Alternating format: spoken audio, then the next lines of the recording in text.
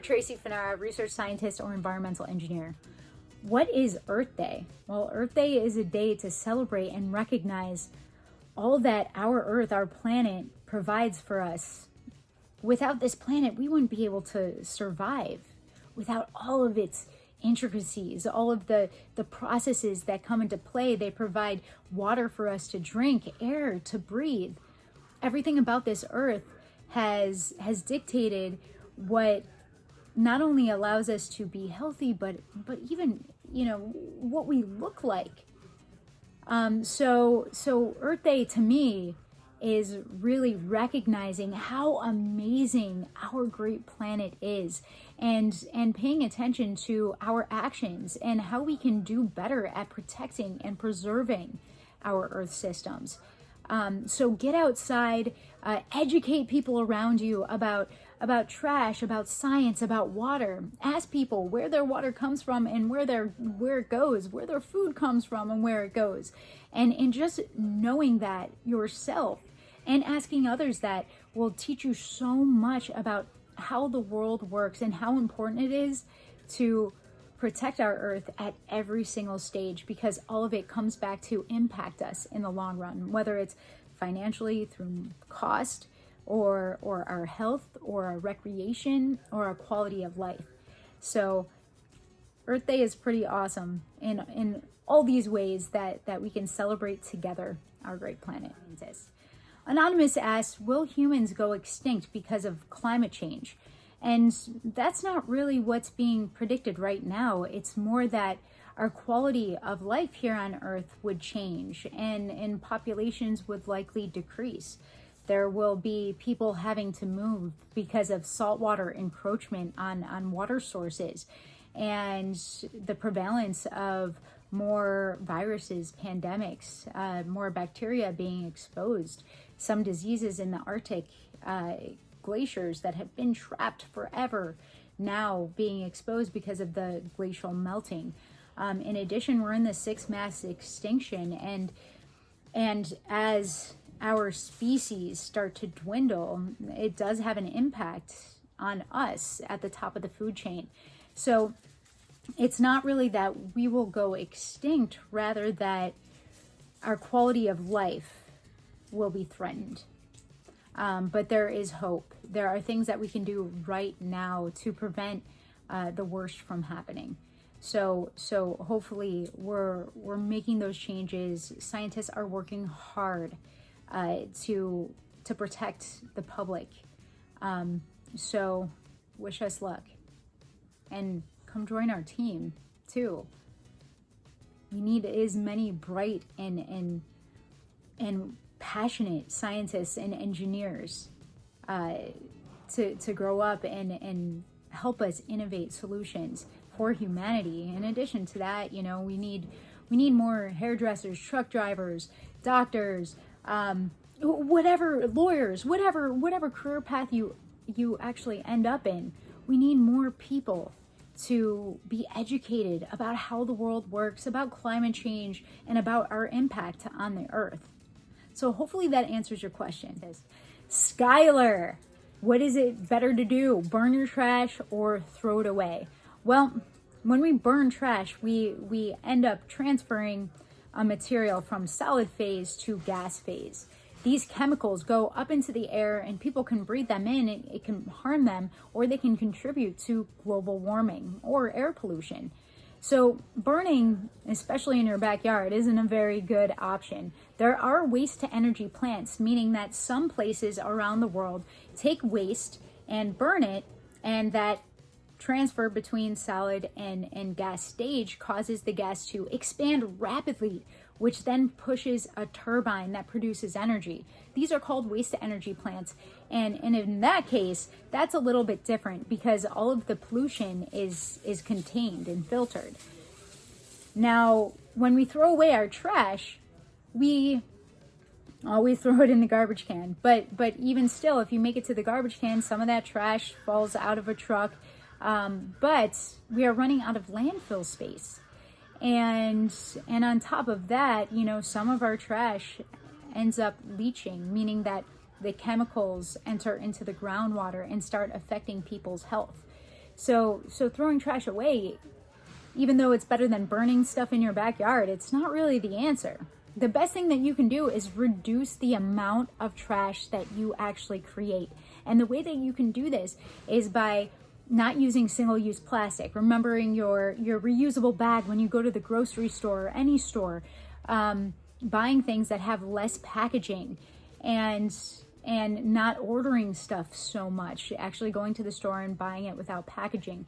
There are many different ways that you can reduce the amount of trash that you produce. And in doing so, not only do you make the world a better place, it's better for your health in a lot of cases too. Like going to a farmer's market to get your vegetables or meat that has less packaging than going to a store where things have been shipped from all over the world and a lot of times contain plastic. So thanks for your question. Let me know if you have any more. Dr. Siebert's class, great question. What happens when an invasive fish enters into a lake? Well, good timing on that. Because of fish farming down near the Everglades, they were farming an Amazon fish that is an invasive species, and it grows really fast and really big, and some escaped, and now we're having a problem with these big fish. And basically what happens with these invasive species is that they outcompete the native species for resources, and they change ecosystem balance. So we're seeing this right now with the Amazon fish in the Everglades, but we're also seeing it with lionfish in the ocean. So lionfish, they grow really fast, so they reproduce really fast, and they outcompete other species, and they're changing the ecosystem. And when you have an invasive species come in and start eating native populations, that takes away from the food source of other native species that depended on that food source as well. So basically we can have ecosystem balance and ecosystem collapse from invasive species. And even though it's not in the water, we're seeing this in the Everglades with the pythons. They're eating like crazy. They grow really, really fast, and they're a major problem in our Everglades. So invasive species, whether it's a plant, a fish, an animal, they do pose problems to native species. In some cases, invasive species are introduced to areas to save a population, and I could go into that another time. Your next question was, what happens when we spray chemicals on plants in our lakes? Well, that's a great question too, and that's something else that we're seeing in Florida a lot.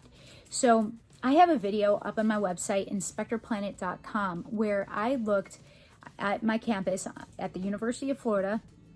Greatest school ever, but I am biased. I spent a long time there.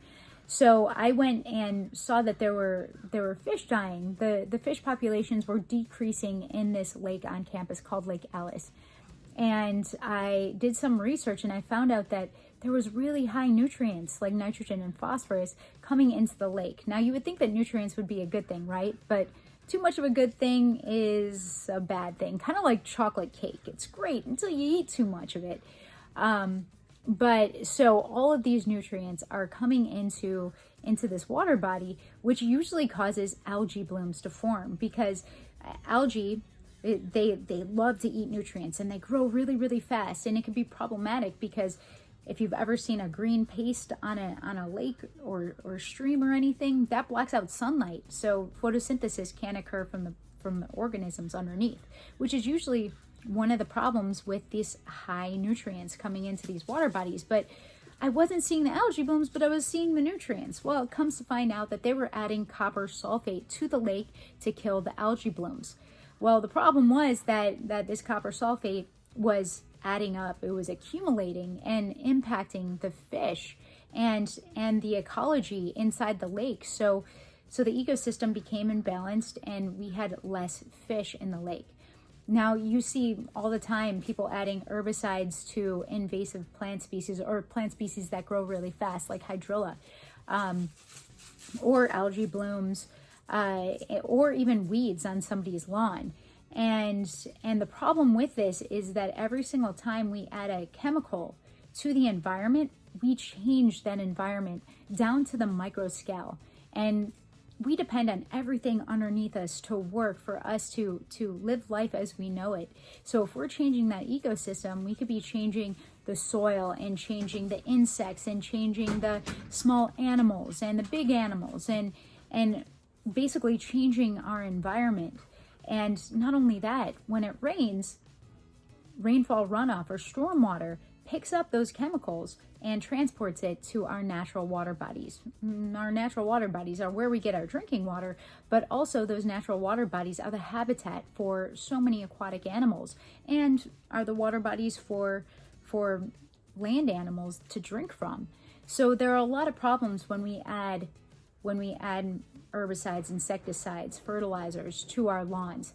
And it's something that I'm really passionate about, because here in Florida, we're told that we should have these lawns that look like we're from up north during the summer. But the truth is that Florida is so beautiful, and native species don't require fertilizer, insecticide, and herbicide and all that. Now the one thing that I do use is natural products to keep away mosquitoes. I do not like mosquitoes, personally, but your question was about plants, so we'll talk about that another day. Zoe from Mrs. Coates' class: that is a great question. What if we put more garbage cans near the roads? Would people be less likely to throw their trash on the ground? Well, in my experience, I've seen people just be 5 feet away from a trash can and throw it on the ground anyway, because they expected somebody else to clean it up for them, or they thought that everything on the ground went to a wastewater treatment plant, or they didn't know where it went. But what I noticed is that when I told my friends that every single drop of rain that lands on the state of Florida, along with everything on the land, like insecticides, herbicides, fertilizers, any kind of chemicals, anything, along with your trash, it ends up in our natural water bodies, becoming habitat for the ecosystem that we depend on to survive and experience life as we know it right now. On top of that, these natural water bodies end up being our drinking water source. We're not creating any new water. The amount of water that is here today was here 1,000 years ago, will be here 1,000 years from now. So you might have drank the same drop of water that George Washington did, or even a dinosaur, which is pretty cool. But at the same time, you realize that we are recycling our water. So everything that we put into the environment eventually comes back to affect our health. And the best thing that you can do is be a superhero for the planet and educate those around you. Let them know where that trash ends up. And you might be surprised at how much change you can create just through education. Luke, that is a great question. How much plastic do we produce every year? Well, the world, everybody in it, produces 380 million tons of plastic every year. To put that in perspective, that's like 270 million cars worth, which is crazy. And 8 million tons of it ends up in our oceans, becoming part of our ocean ecosystem. And our ocean ecosystem is so important because it maintains the balance of our oceans, chemically, biologically, physically even. And we really depend on our oceans to survive. Not only that, I mean, life as we know it is because of our ocean circulation patterns and the physics of the ocean and the biology and chemistry that go along with it. So yeah, we need to reduce our use of plastic, don't we? Hi, Zoe from Mrs. Coates' class. You bring up a great question. Trash is a huge problem, and what can we do about it? Putting trash cans by the road might help for some people, but there's still going to be a lot of people that won't go that extra 5 feet to throw away their trash. So what can we do? And the best thing that we can do is educate our friends, our family, our parents, and tell them that every single drop of rain in the state of Florida goes to our natural water bodies, and with it brings everything on the ground, including the trash. And those water bodies end up being the habitat for species that we depend on for food, and those water bodies eventually become our drinking water. And when people start to realize that throwing trash out their car window or on the road ends up impacting them, they might think twice. So you can make an impact here. You know, like everybody does make an impact. It's a responsibility that we can't avoid. It's our choice whether that impact's going to be positive or negative. and you educating the people around you, you can make quite an impact yourself. Thanks for your question. Hi, Mrs. Seminoni's class. That is a great question. What is an environmentalist? What do they do? Well, I'm an environmental engineer, and so I design systems to protect the public, whether it's water treatment or air quality, or making sure that our ecosystems are intact and are well balanced, or maintaining our hydrology like wetlands and lakes and rivers, and understanding how all of the Earth systems on our planet work together so that we can answer big questions while our Earth is constantly changing. But your question is really, what is an environmentalist? So an environmentalist is someone that really cares and works to preserve the environment, that educates others in how the world works. So there's only so much water. We're not making any new water. The water that's here was here 1,000 years ago and will be here 1,000 years from now. So that means you may have drank the same drop of water that a dinosaur drank. At first, you might think that that's pretty cool, but then you realize it's kind of gross, right? Well, that's how water works. We reuse our water. So when we pollute our water, that ends up coming right back towards us and impacting our health and impacting our quality of life. So an environmentalist does a good job of caring about the environment and our actions on the environment. What I do is I take that environmentalism and I combine it with science and engineering to create solutions, models, and strategies to solve problems and protect life as we know it. Emmett, what kinds of things that I do every day?